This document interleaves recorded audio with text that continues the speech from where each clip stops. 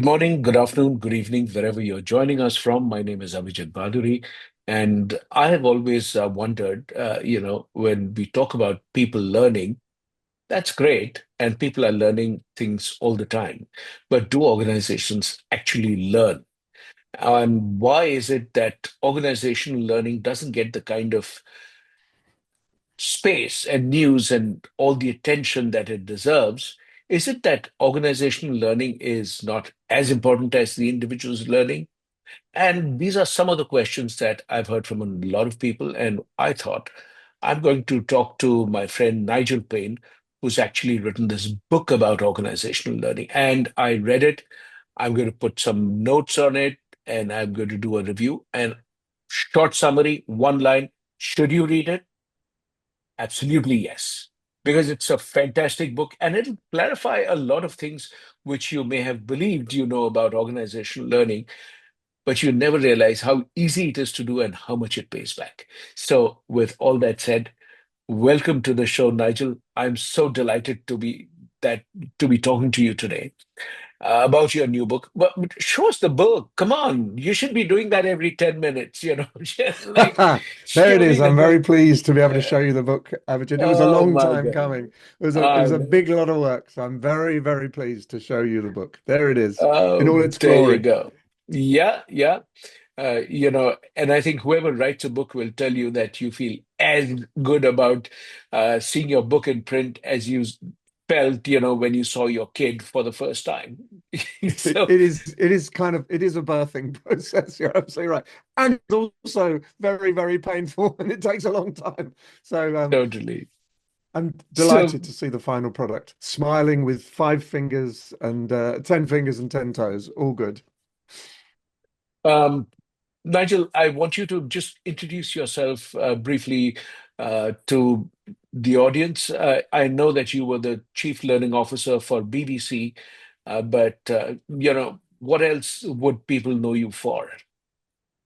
I think I was the chief learning officer for the BBC, and I really enjoyed that, and I learnt an enormous amount. And I tried to take that into my next stage of my career, which was I started my own company, and that allowed me to work more globally and to focus on the things that I was really interested in, rather than the things that the employer was telling me I had to be interested in. So it was a bit of a liberation starting my own company. And that allowed me to literally work all over the world, from Antarctica through to Brazil and America and South America and Africa.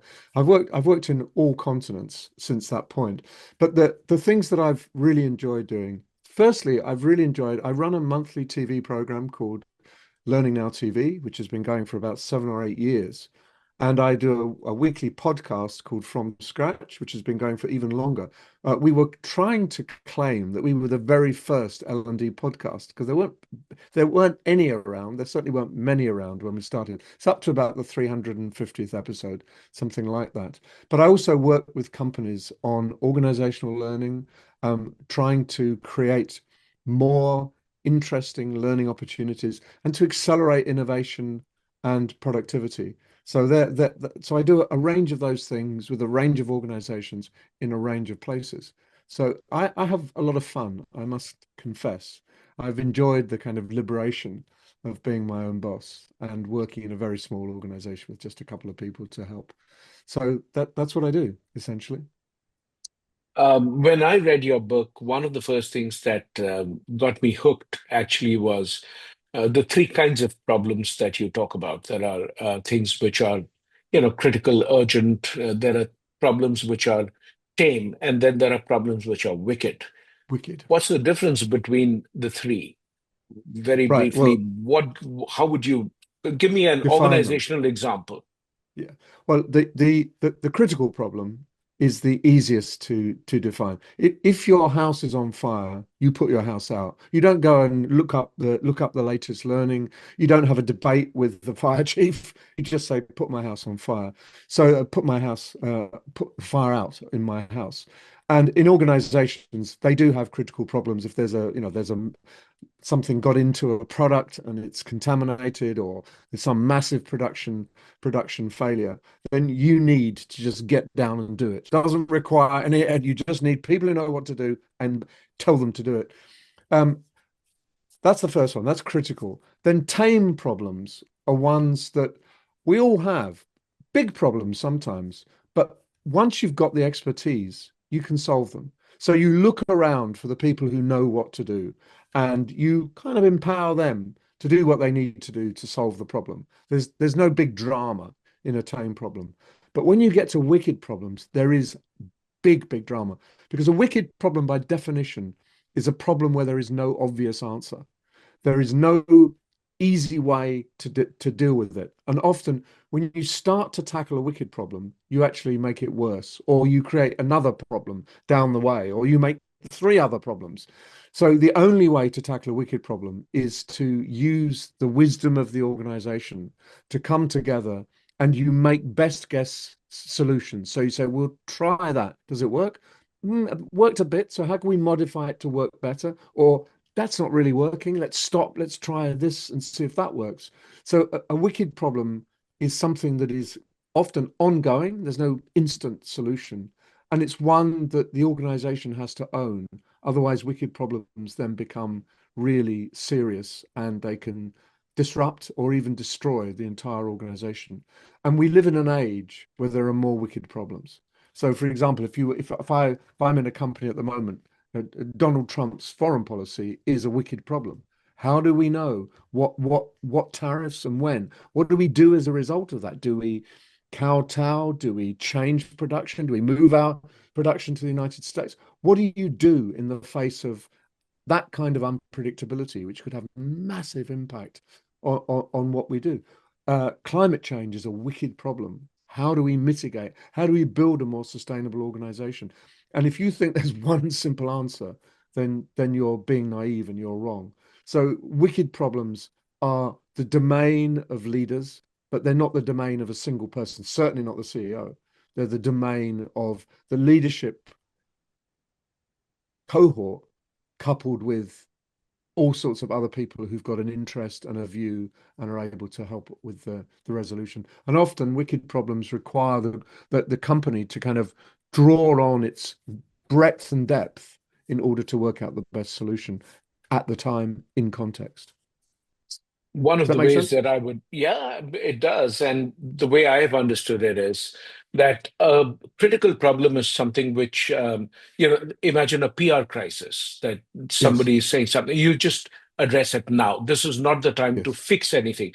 You just yeah, simply make the problem go away for the moment. So, and yeah, that immediate response, this is where somebody takes charge, everybody else follows. That's a yeah, critical problem. A tame problem is where you could follow a manual and fix the problem. It's yeah, something where there has been a defined method and you can fix it. And a wicked problem is one where it's not the answer, but it's the question that determines how it can be yes, solved.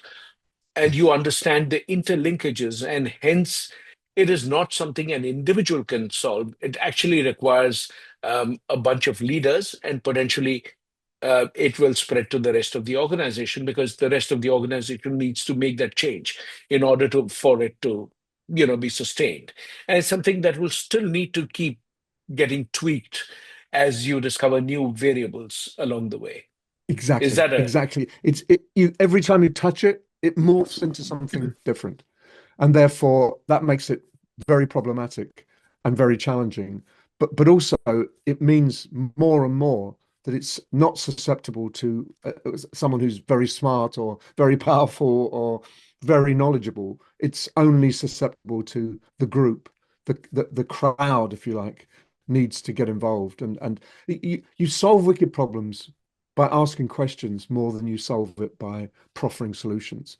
And to really deeply understand a wicked problem, you have to ask lots of really good questions. And I think was it Einstein who said that the great scientist is the one who asks the best questions, not the one who comes up with the best solutions. And I think there's absolutely some truth in that. awesome? And we are talking to Nigel Payne. He is the author of this terrific book on organizational learning. And yeah, this is it. It's called The Great Reset. And, one of the things that I liked about what you talked about is um, organizational learning actually improves the knowledge, innovation, and problem-solving capacity of the Yes. organization in a fairly Yes. fluid world. So when Yes. you sort of really look at it, there are a lot of organizational issues that need this kind of an approach. If you had to identify, how do you improve the organization's learning capacity? What are you trying to fix? We're trying to fix the simple premise that we've got, for the last 20 years, we've focused more and more on individuals, on individual talent, on individual KPIs, individual bonuses, individual performance. And what that does is divide the organization. It doesn't join the organization because it means that you, Abhijit, you're talent and I'm not talent.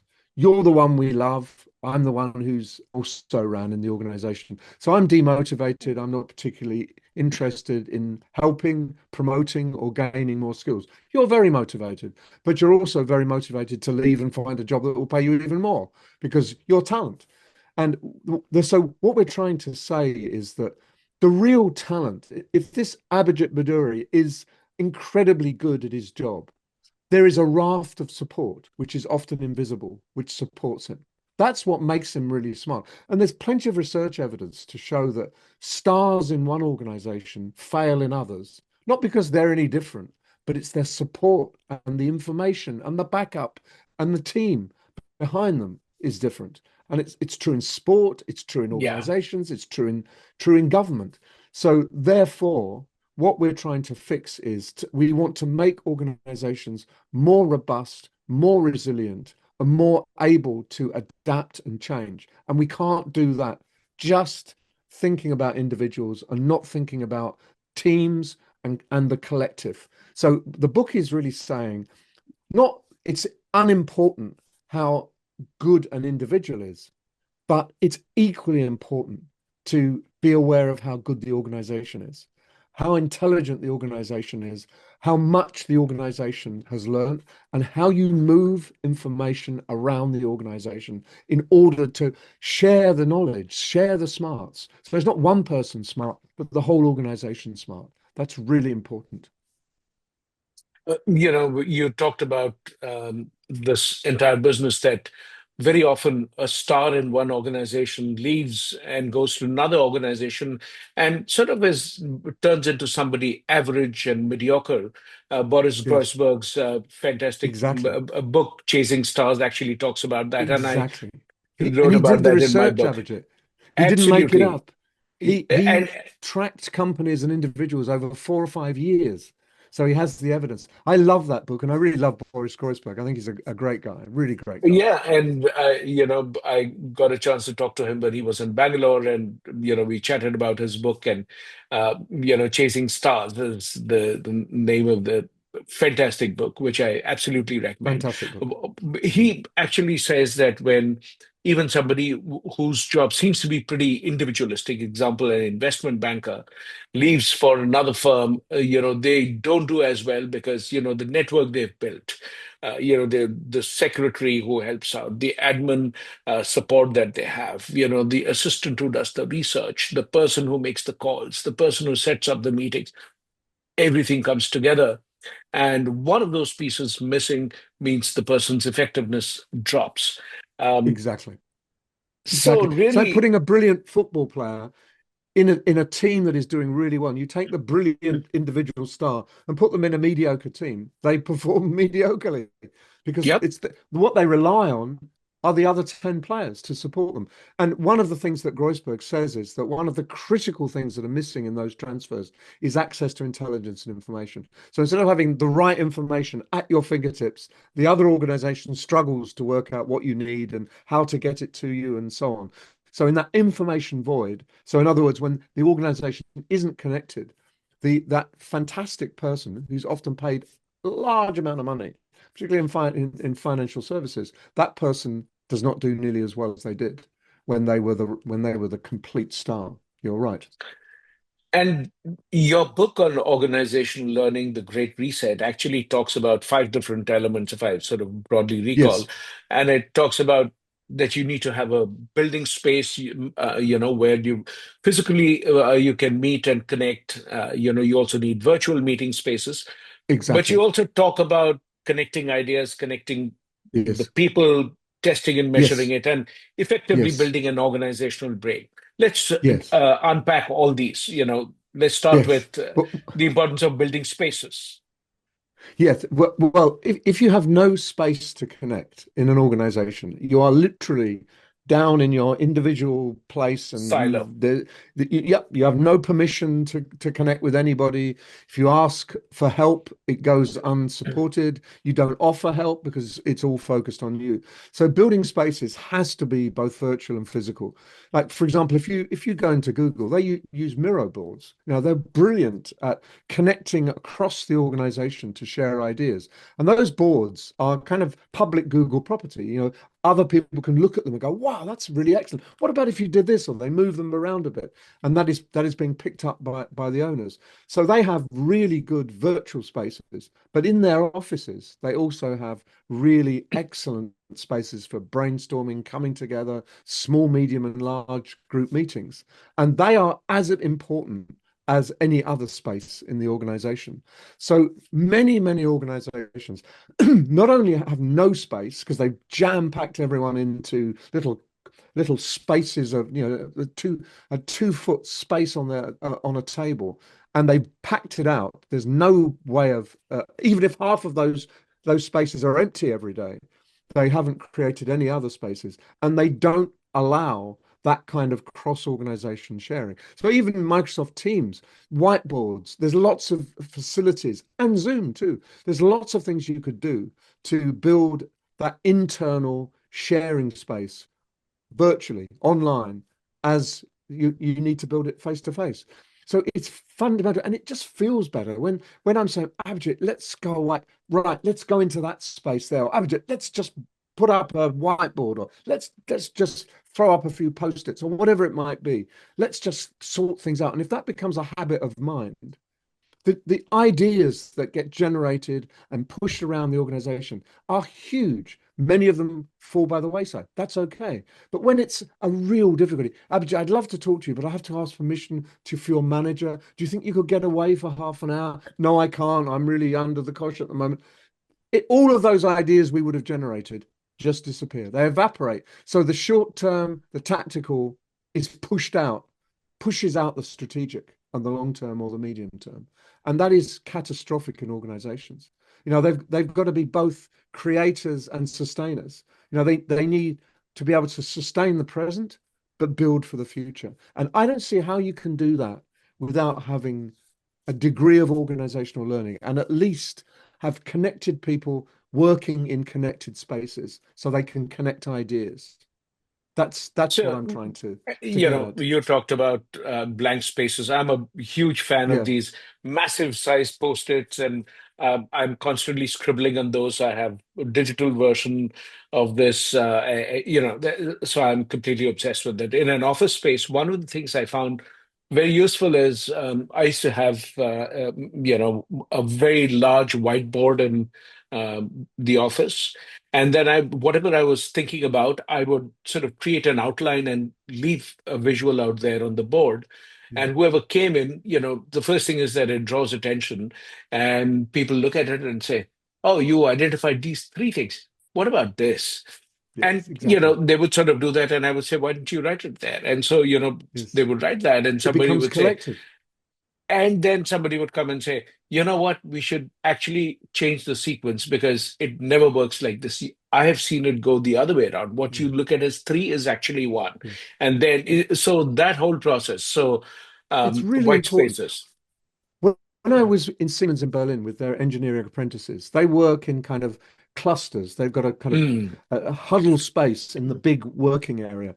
And what they were told to do was all of their whiteboards, all of the things they were working on faced outwards. So anyone walking through the area on the way to the canteen or to meetings, they'd see these whiteboards, and you could see much more experienced engineers. They'd stop and look at that and think, no, no, no, no, no. They get a pen and they'd say, "Da-da, da-da, da-da," and off they go. And that was just brilliant. I talked to the apprentices and they said, they got so many really good ideas, shortcuts, and everything else just from that simple physical position of flipping the whiteboards so they faced outwards, not inwards. And just exactly like you're saying, public property, ideas become public and not private. And therefore, your initial idea becomes 50 times better because of the contribution of two or three other people. And that's so much more rich a resource for the organization than just your idea. However brilliant you are, Abhijit, I would argue that contributing two or three other brains to your brain ends up creating more and better and longer lasting. So which is the company which had this outward facing Siemens. port? Okay, Siemens, all right. they are famous, their engineering apprenticeships. And basically any Siemens trained engineering apprentice can find a job anywhere, probably anywhere in the world, but certainly anywhere in Germany, because they were seen as the number one. And every year they would recruit 100 apprentices, even if they only needed 20, because they viewed that all the infrastructure they'd created, which they'd have to dismantle if they were only having 20. So in years when they didn't need 100, the others would find jobs readily in German industries. So they saw themselves having a kind of duty of care to German engineering. German engineering is very, very high quality, as we know. So I don't know whether that this was a number of years ago. They still do that, but I was really impressed. So year in, year out, 100 apprentices who can work anywhere they want in any company, including Siemens. And that was their policy. And it was all about putting the smarts of Siemens integrated into the young, impressionable minds to help them grow faster and quicker and and to develop better ideas and solve better problems. So a lot of the apprenticeship was based on problem solving. So how would you do this? How would you work this out? I had to and to get help from people walking by with the pen. Oh no, try this. I thought it was amazing. Nothing like that I could find in the UK. Nothing like that at all. It's such a brilliant idea because, it brings me to the second part of what you were talking about is how do you connect ideas? How do you Yes. connect, Yes. turn ideas into insights? And the best Exactly. way to do it is to really leave it out to bake. Yes. So you Yes. kind of, you've put the batter out there, but it's not the cake yet.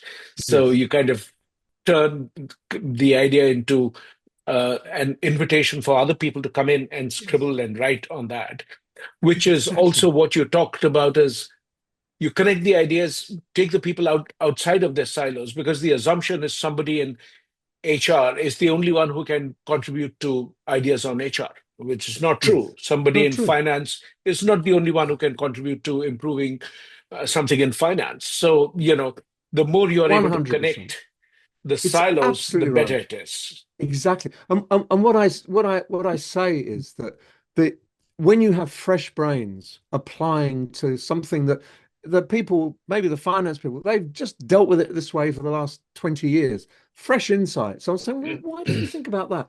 And what that means is that in those kinds of organizations, ideas are public, they're not private.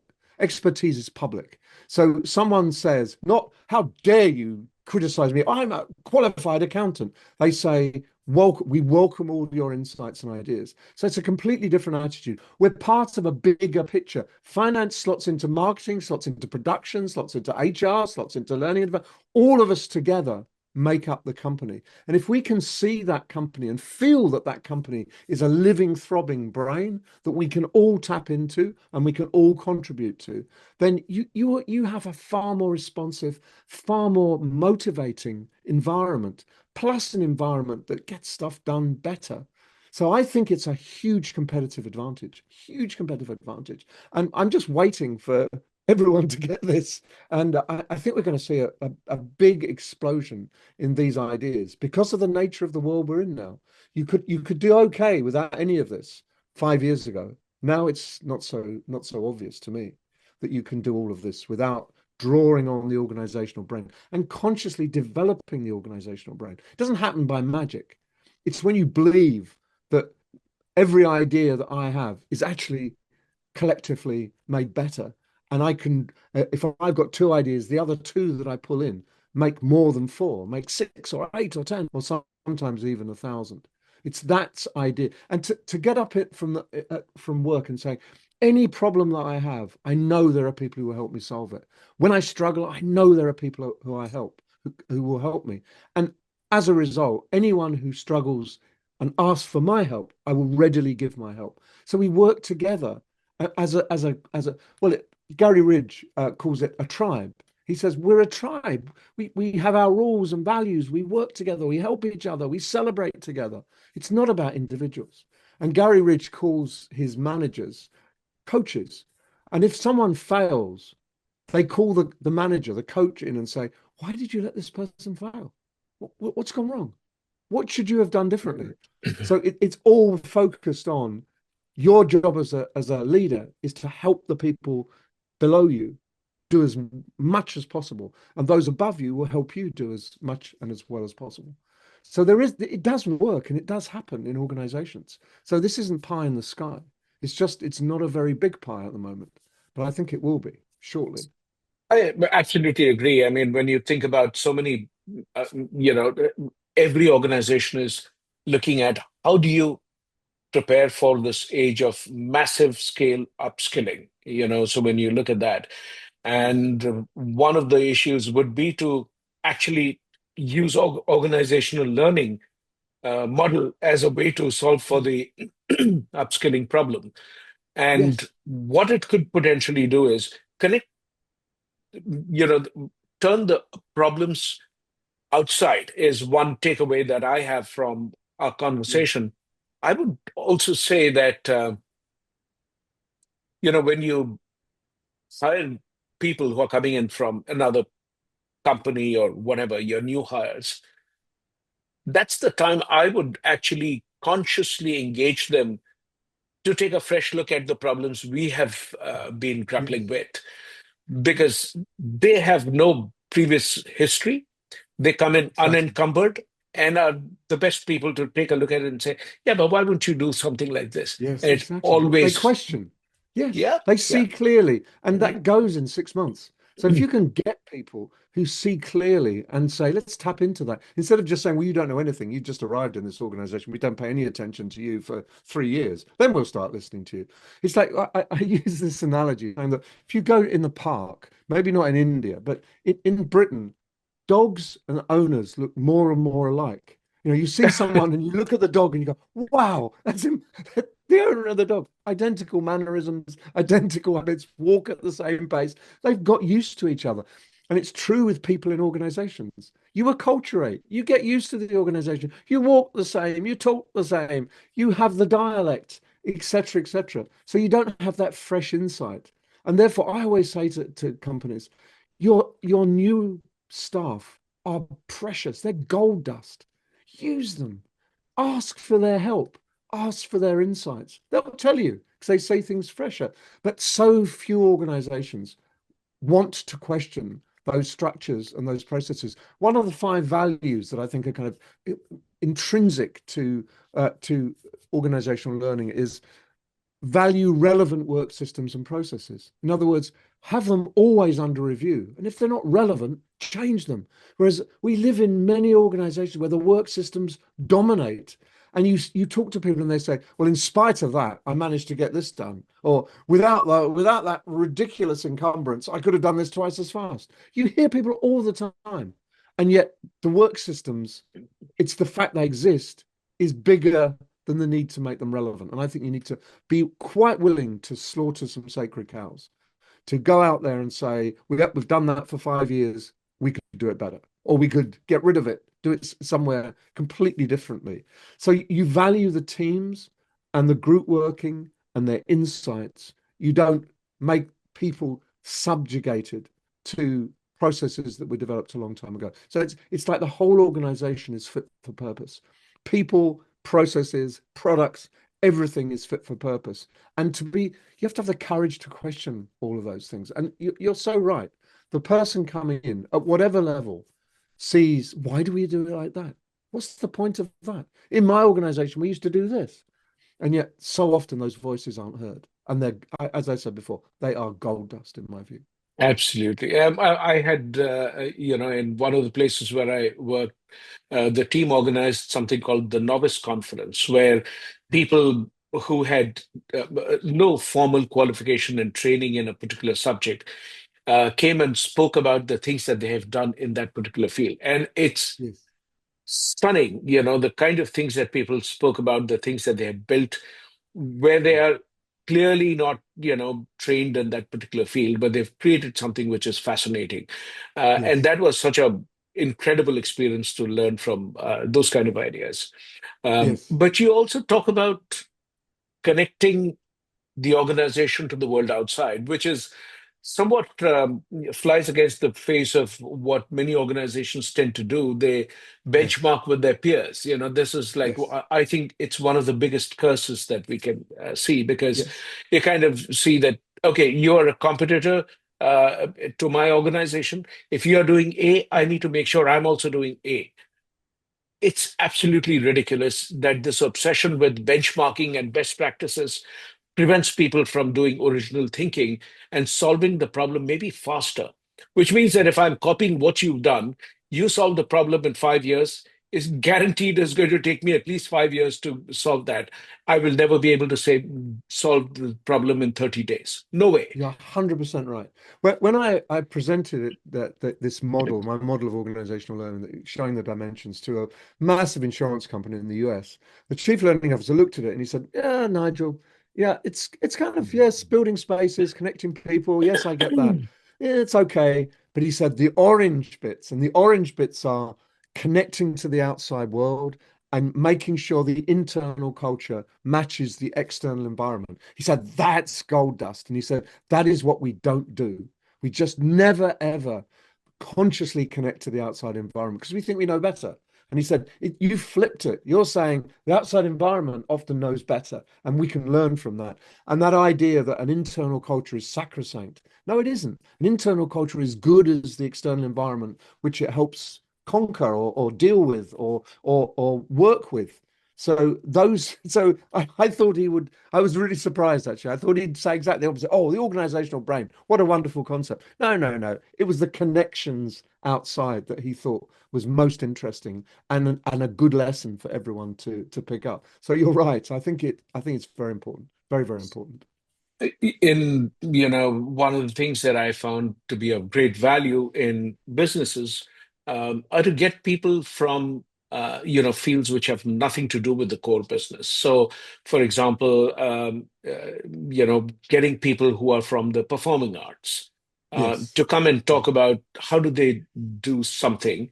Yes. And I've had people who are music composers come and talk about how do they compose, and Yes. you would sort of say, what does that have to do with coders? They are not composing music.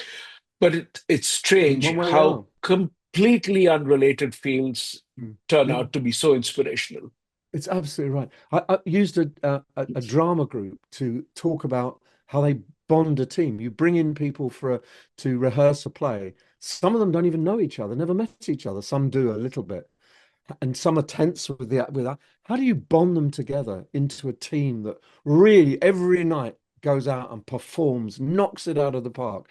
And their insights are incredibly helpful because they've got all sorts of techniques that they've used over the years that work. And no one has ever exchanged those ideas with anyone working in the corporation. As you say, what a group of actors, what do they know? And the answer is an awful lot about teams because that's all they do. Everything they do is based around teams and building organizational knowledge and exchanging ideas and bringing influences in from outside.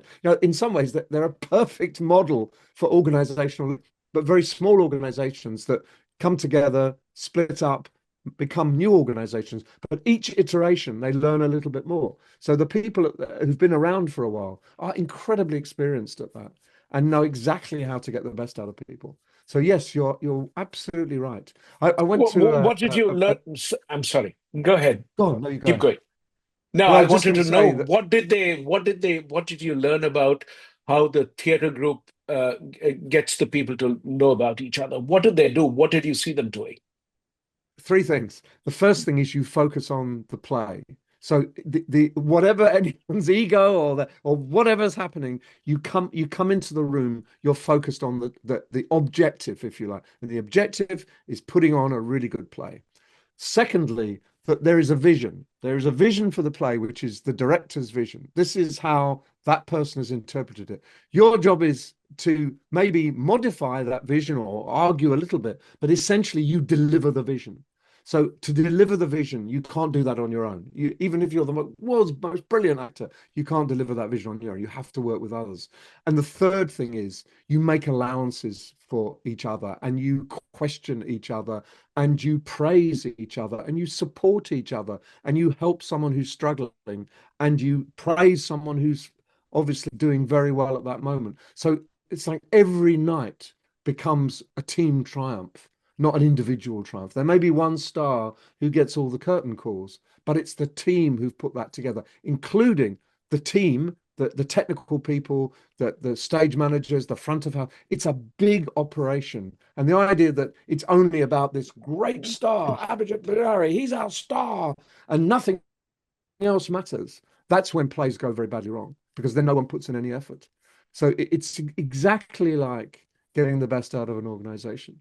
So it's that how do we deliver this vision that has been given to us by the director? How do we work together on that? And maybe we divide into subgroups to work on this scene or that scene. We don't need everybody to work on every single element, but we respect the knowledge and we respect the conclusions and we respect the commentaries. So if you and I are doing a big scene together and so other people are watching and they go, yeah, but you could have done that, or have you thought about that? I don't turn around and say, don't you talk to me, I'm the star here. You say, that's interesting, I never thought of that. Oh, I'm not sure about that. So every single bit of the experience is collective, not individual. And that happens very rarely in organizations. It's usually an individual triumph, an individual insight, individual work measured by individual performance indicators. Can you imagine if you're putting a play on and everyone has individual performance indicators which bear no resemblance to what anyone else is doing? It would be a joke. It would never get off the ground. But that's what we do in organizations. And I've always wondered why every reward system in an organization is aimed at the individual. And then we wonder why team working is so hard, because Exactly. Exactly. it's just Yeah. the incentives. And I was, thinking about this experience that you described of the play. Imagine if when you hire a new team, one of the ways to bond them together would be to give them 10 days to put up a play. You know, Yes. choose a Yeah. play. This is the entire cast and technical Mm. support and everyone. Put that through. And, we had, so there are absolutely brilliant ways in which you can do this. Yes. So leverage from Very other effective. fields. Yes. Yeah. It's true. So Yes, I that'd be agree. so amazing. Yeah. Everyone has an insight. Everyone has, for example, if you got a head teacher in to talk about culture, how do you build a really strong culture in a school where every year a sixth of the population or a seventh of Yeah. the population disappear and a new seventh of the population appear? So you've got two sevenths. That's quite a high. It's almost half come and go. How do you do that? How do you reassert the culture every cycle? You learn a lot from people like that. And you should be not assuming that because they work in a school, they know nothing about what works in an organization. It's quite the opposite. So, one of the other values is value agility and flexibility in work and work practices. This is one way of getting agility and flexibility because you go in with a bit of humility and say, what can we learn from this organization, this people? Go into a primary school and watch the way kids learn. What can we learn from observing a primary school in action? What do we observe when we look at a primary teacher working with 40 kids? There's stuff there for everybody, but you've got to open your eyes and you've got to be willing to learn and you've got to go in with humility and you've got to ask really good questions. Ask those kids really good questions. They'll give you really good answers. But if you don't ask them any questions or you think that it would be beneath you to step into a primary school, you won't learn anything. So learning is at the heart of it, but it's not learning for learning's sake. It's learning to do everything better. Every part of the value chain. When Dave Brailsford ran the British cycling team at the 2012 Olympics. But the reason why he was so successful was he said, right, I want 1% improvement in every single part of the value chain. So he took everybody who was part of that team and said, right, you're focusing on wheels, get 1% better performance. You're focusing on helmets, get 1% better performance. And then the athletes, right, how can you deliver 1% better performance? So 1% is deliverable. But when you combine 1% plus 1% plus 1% plus 1%, you end up with a transformation, which is what he did. That was the best ever performance by a British cycling team. Not because he said, I need 50%. You need 1%. And when 1%, you get 1%, it's easy to get the next 1%. So, and that's an organizational learning model. We begin to respect every aspect of the value chain and improve every aspect of the value chain. And we respect the contribution that everyone in that value chain can make, even if all they're doing is loading the bikes in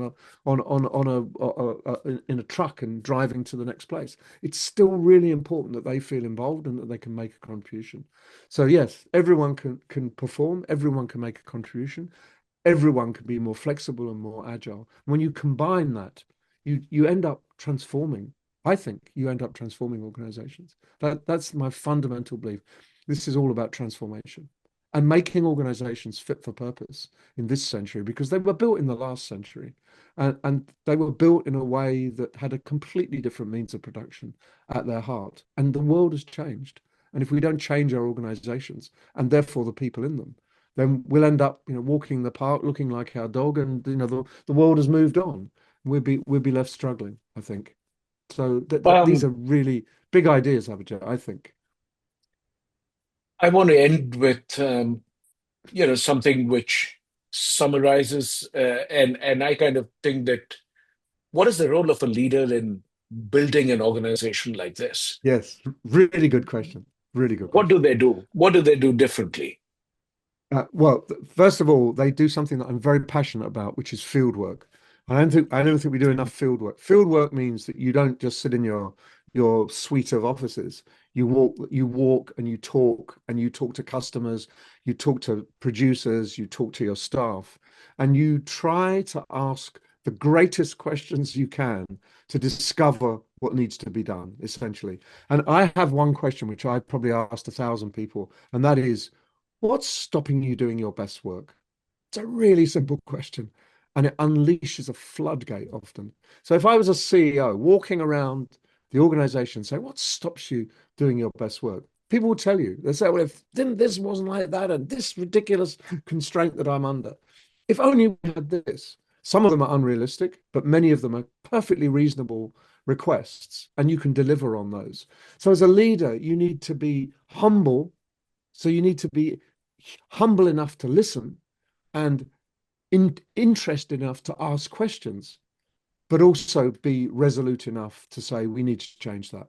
We need to slaughter a few sacred cows. We need to tread on a few toes in order to get this organization up to the next level. Not, as you said at the beginning, not good practice. Oh, we just improve this bit. That's it. That's done. We're there. It's every part of the organization. Look at how you can transform the value chain and make people feel that however small their contribution, it is really important. It's like the Kennedy Space Center story when Kennedy went up to some guy who was sweeping the Space Center and he said, what is your job? And the guy said, I'm helping putting a man on the moon. And that's that, whether that's true or not, I don't know. But it's certainly true. If you can get someone who's sweeping the floor feeling they're an integral part of a really complex system and they're doing their bit, then that's organizational learning. That's the connected organization, and that's the organizational brain at work. That's my belief.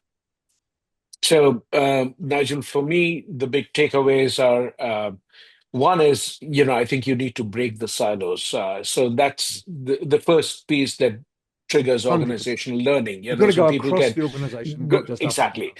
But 100%. the second part is, you have to make sure the network inside and outside are both very strong. So you are able Yes. to connect to other teams, functions, expertise areas, draw on their expertise, including the novice who has no expertise, and sort of work along Yes. because you could Exactly. potentially do that, which Yes. means bringing that Yes. outside.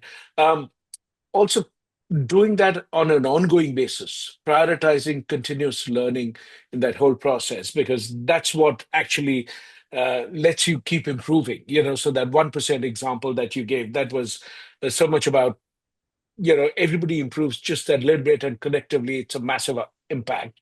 And the Yes. final piece is that you work together, human and the technical intelligence Yes. actually Yes. collaborates to make that happen. Yes. So Absolutely right. that Absolutely was right. my big takeaway. But They're Nigel, really thank good you. takeaways. It's a pleasure, Abhijit. I really Show me the loved book talking to you. again. I just found this I book love doing this really. bit, Abhijit. I love doing this bit. Yeah, of course, you love showing off the baby. I do love showing off my baby. It's true. Well, thank you so very much for being here. How Huge amazing it pleasure. is to thank you Huge so pleasure. much. Thank you so Take much, care. Abhijit.